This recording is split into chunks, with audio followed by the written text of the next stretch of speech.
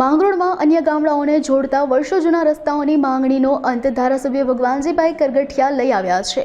મકોડી વડલીથી પ્રગતિ book store વાળાની વાડી પાસે થઈ કંકાસા તરફ જતો રોડ જે ₹2.5 કરોડ અને દાતાર મંઝિલથી કેશોદ રોડ તરફ જતો રસ્તો 1.5 કરોડ જેટલી રકમમાં બંને રસ્તાઓનું ખાતમુહૂર્ત કરવામાં આવ્યું હતું। માંગરોળ વોર્ડ નંબર 1ના સદસ્ય મોહમ્મદ હાજીબા,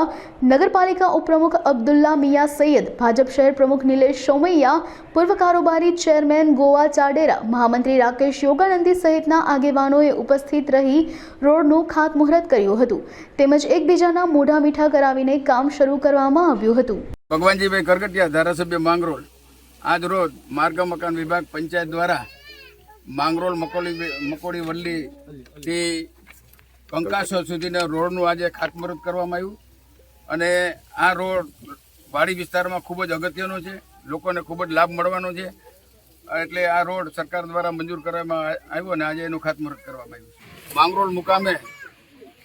માર્ગ મકાન વિભાગ પંચાયત દ્વારા 2 રસ્તાના ખાતમુહૂર્ત કરવામાં આવેલા છે, જેમાં એક રસ્તો છે મકોડી વડલીથી કંકાસો સુધીનો આશરે ₹2.5 કરોડ રૂપિયાના ખર્ચે રસ્તો બનવાનો છે। બીજો રસ્તો કેશોદ હાઈવેથી દાતાર મંજિલ સુધીનો 2 કિલોમીટરનો રસ્તો એ લગભગ ₹1.5 કરોડના ખર્ચે એ રસ્તો બનવાનો છે અને આ રસ્તાથી ખેડૂતોને અને આ વિસ્તારના રહેતા લોકોને ખૂબ જ લાભ થવાનો છે, એટલે સરકાર દ્વારા 2 રસ્તા મંજૂર કર્યા અને આજે ખાતમુહૂર્ત કરવામાં આવ્યું અને મોટી સંખ્યામાં લોકો હાજર રહ્યા।